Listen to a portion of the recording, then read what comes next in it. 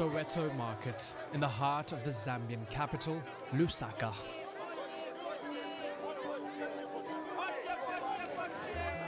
This is the biggest market in the country. More than 50 million tons of fruits and vegetables are sold here every year.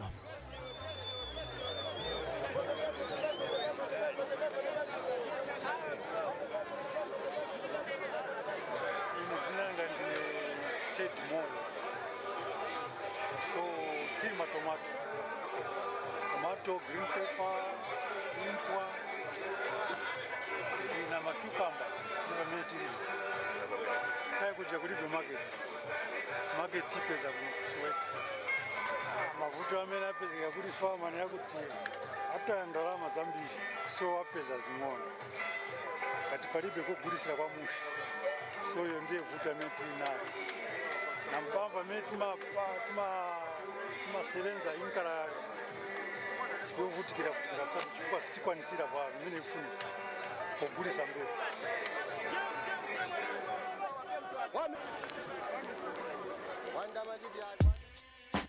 Cultivate, produce, and then sell. How's it done? What are the obstacles, and who's regulating it? Market access for farmers has become one of the biggest issues in Africa today, affecting the lives and living standards of millions of people. We are going to travel around Zambia in order to understand this key problem. How do you create markets? How do you make them sustainable? And most importantly, how do you make them grow?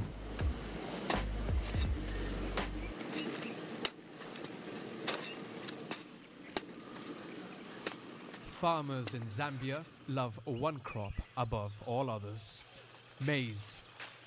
Everyone here eats it, and therefore everyone grows it.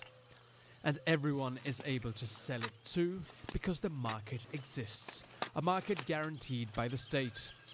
Every year, the government buys thousands of tons of maize in the name of food security.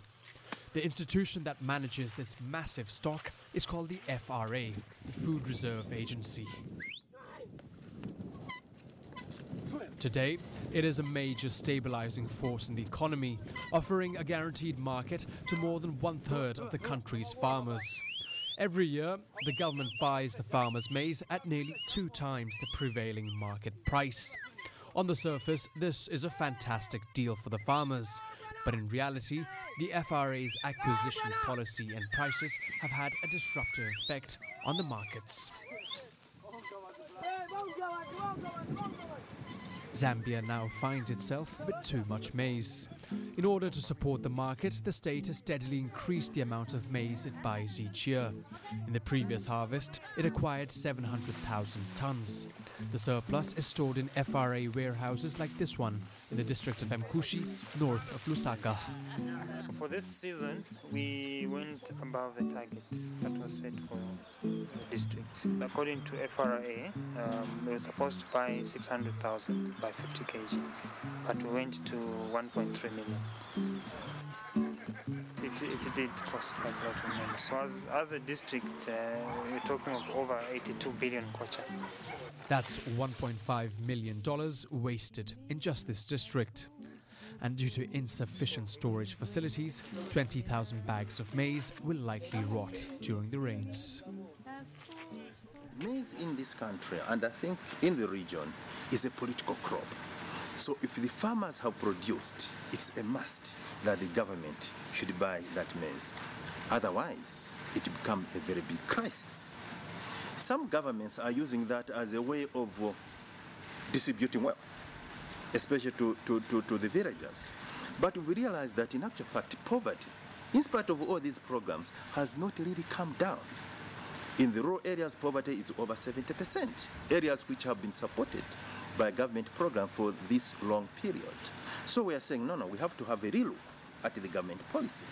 If our support to producing more maize and also FRA buying more maize from these small-scale farmers is not reducing poverty, then something's wrong.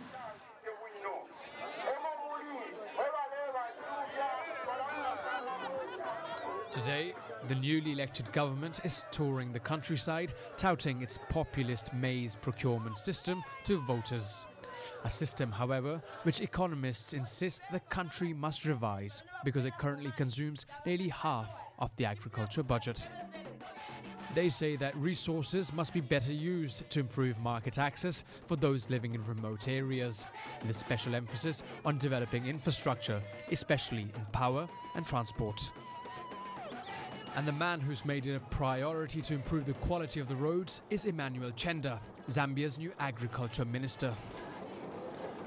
If you were to put a tarmac here, and make this road passable all year round, it will instantly open up this area for economic development. If you brought electricity here, people now can irrigate using power. The issue of putting infrastructure is crucial in our quest to develop agriculture in this country. So we must construct new roads. We must go for rural electrification program so that people have access to electricity in the rural areas. Obviously, that will create an enabling environment for them to do much more than they're doing now. Over the last 2 years, the government has launched extensive construction projects across Zambia.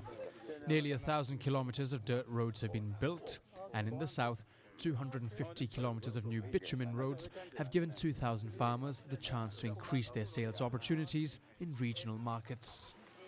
The biggest problem that smallholder farmers in Africa are faced with is lack of access to markets, to the domestic market and to international markets.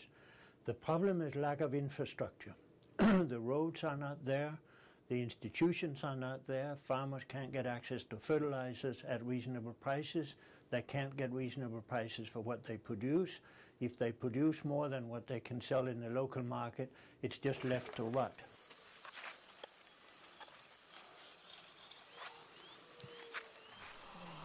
Another key tool that the government wants to develop is a radio network called the Radio Farm Forum to spread agricultural knowledge.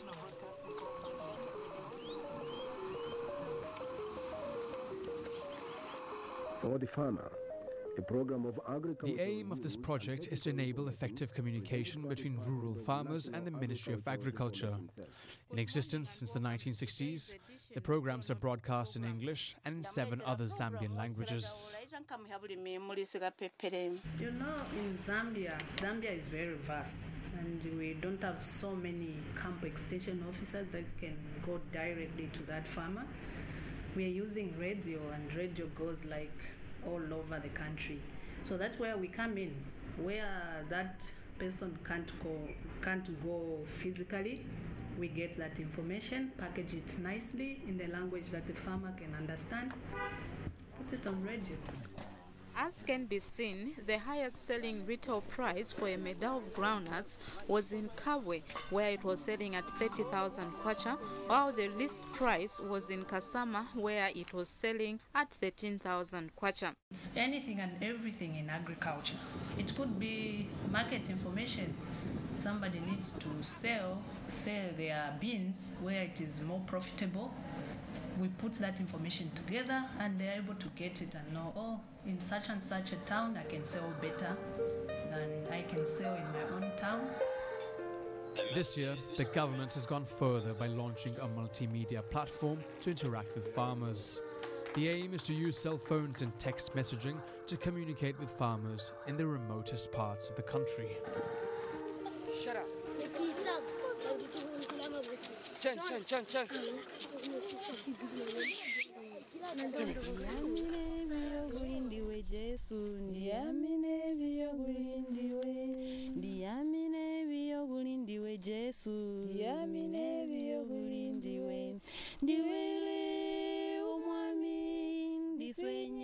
Zambia's agricultural sector was liberalized 20 years ago. Price controls were lifted and agricultural inputs and output markets were opened up to the private sector. 20 years on, a majority of farmers that we met spoke about the lack of capital as their biggest constraint. Limited access to funds has rendered it difficult to invest in irrigation or mechanization. mishtishe ya filimu fyesu nga twasombola tulatwala kuma depots kuli ba FRA. So kuli ba FRA nga twatwala twashitisha kulaba okulolela pakwa twise tupoke mpia. Pamula ndo wa mishtishe ya tomato balesa aba kushita ukufuma kuma towns. Nga baisa na niyo tukesha abo na boxes yabo, so balesa in farm gate market in terms of what cost if you post for everything we don't lose any money. Packaging system is very free. Takwa abanani takwa okushitefya kushitati mushtembo ko singa fya tushita masaka maybe kubulimi bwa mataso ku tomato mishiti yali beisu masaka ikwetule mbokwa kwa ule chicken. So ukweba tukule ngasimo chali bechashupa komo walikula ko kale walitotoka ko kale tulanda muri kasheo walitongoka ko file kuti wafuma but ngo chili muri kasheo utachangu. So yali chepa capital echilengo kukana alima ifilimu afimbi. So capital yesunga chakwati yakulako kuti twayingira ko mukulima ifilimu afimbi finga fife twinga fo kwati tulime. Ndo mfwa bwino ngande mfwa pa radio pa chilimba chila mwatupela pantunda kufuira kona abanandi bambi ili onde pekanya na mfwa ko mwachise interview ofo bakalima ifyo bakachita plan so that way inena nyishina ine kubusambilira ko so ndo mfwa bwino ufuire wakwata kona ka training uleli mefintu fa kwati watu wala kulia tafile pona tafile bola bwangu fili bwino songa chakwati walipokele ile no kuyibikrisha poko watu cha produce fintu fili quality ifinga shitikwa kubana. A small minority of farmers, however, have benefited from the agricultural sector's liberalization. Request Mulwani started with nothing, but over 10 years he's come to own 300 hectares of land, on which he grows corn, soya beans and runs a cattle farm. Mulwani invested in farm mechanization and studied prices in different markets to figure out the most profitable crops. I remember when I had grown 15 hectares of soybeans, I had a very big problem to sell it. Even maize, I had a very big problem of selling it. Farmers are able to do. They can grow, we can grow, I can grow. But to find that when it comes to market, it becomes a very big problem. So we need to be taught on those strategies, how to go about it. What should you do for you to get good money? What should you grow to push your business where there's a gap? The problem now, the farmers, they don't know how to go about the market. That's the major problem. But they are supposed to be trained in how to get the market. Because the trend which they have is that once one gets money, like me, if I grow tomato this year, I get money out of tomato. You might find everybody that year they are going to grow tomato and they flood the market at the end of the day, low prices, and we don't make profit. So they need to be taught how to go about market, how to do about business, farming business. Once that one is not done, then you will still remain at a zero level. We will not graduate. Yes. Mulwani's big break came when he discovered a profitable and reliable outlet for his products: supermarkets.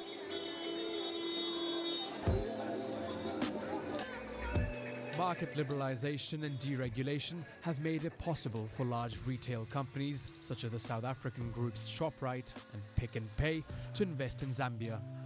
Today, the two companies own more than 20 stores in the country. Their involvement has created new opportunities for Zambian farmers and food processors, both large and small scale.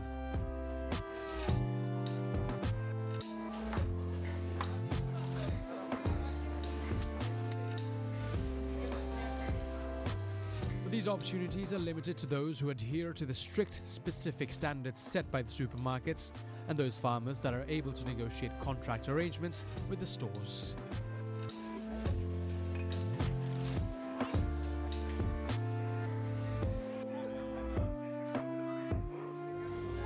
We're making a major investment in Zambia of $27 million over the next 3 to 5 years.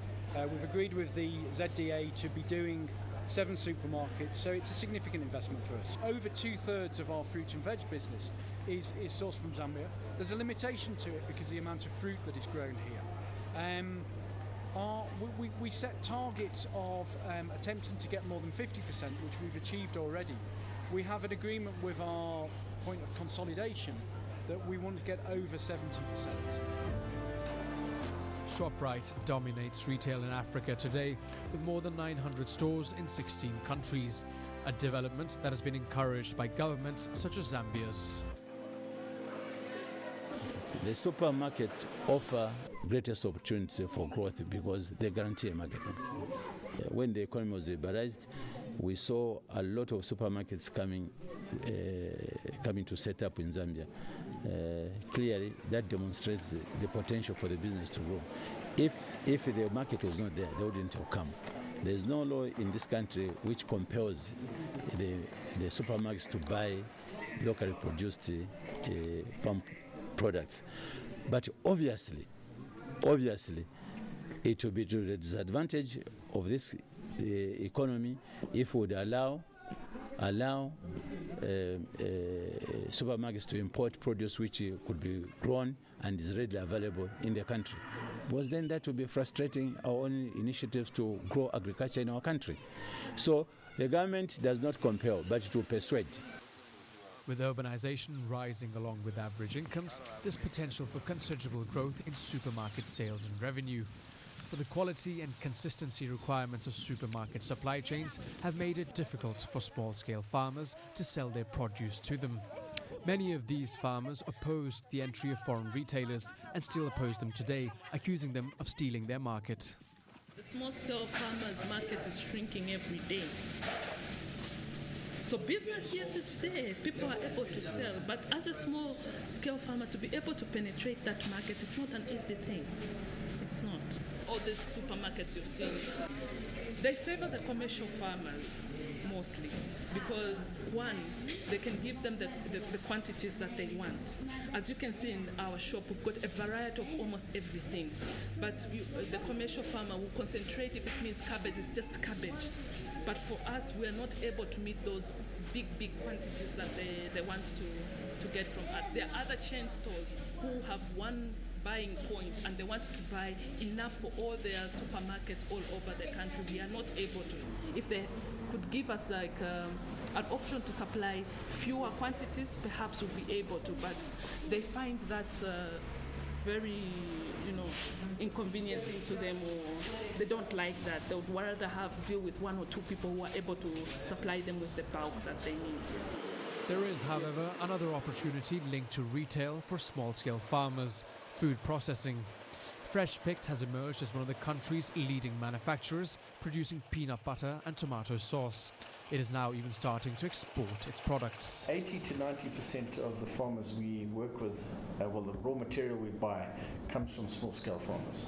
Okay, our biggest line is peanut butter, and peanuts is almost exclusively grown by small-scale farmers in Zambia.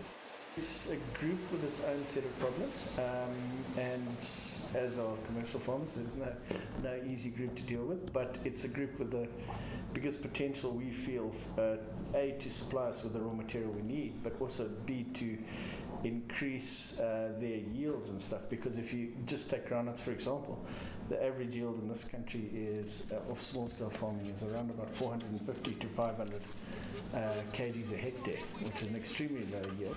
And in some cases, they've got them up to 2 tons a hectare. So just with the grower base that exists, there's a lot of potential to expand and increase their production. And as a sort of spin-off of that, you're creating your own consumer base, because you're now bringing a big percentage of the population in Zambia is getting a bit more income. So hence, they probably buy your product. So it's a win-win situation all around. So that's the way we look at it. An opinion shared by international investors, many of whom previously shunned African agriculture but are now pumping money into the sector. Chaitin Africa's latest round of farm acquisitions in Zambia saw it investing close to $80 million for 20,000 hectares of land. The company wants to work closely with local farmers to enhance productivity and also to ensure access to inputs and regional markets.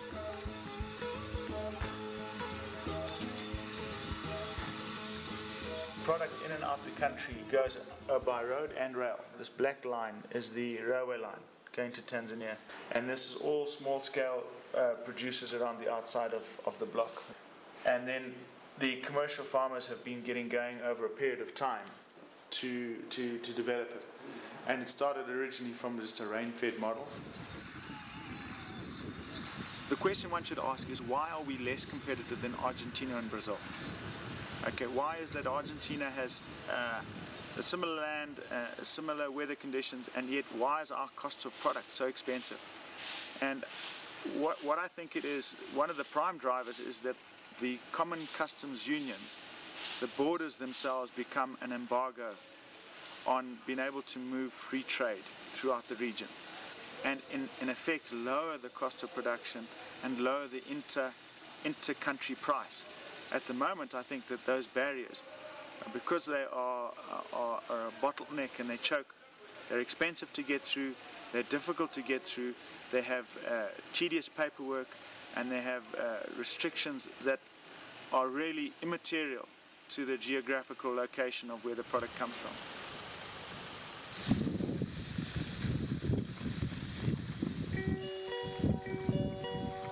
Because what's going to happen is at some stage you're going to get self-sufficient in the agriculture commodities, and unless you enable the flow of the commodities then to move out, that will then stem further growth within the economy.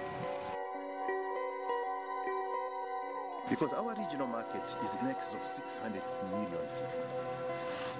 If farmers know that their maize or their soyas or their wheat can be sold, say in South Africa or in Kenya or in Tanzania, they will not be restricted to only the local market. So the production will increase. That way then our market will be at Stable, least stable and secured. Because we're sure that if you take the tomatoes there, they're going to buy.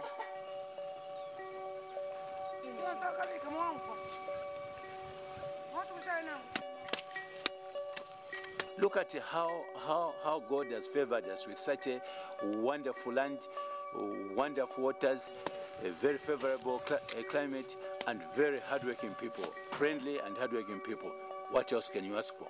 You know, this country has potential to develop agriculture to limits which are comparable to none.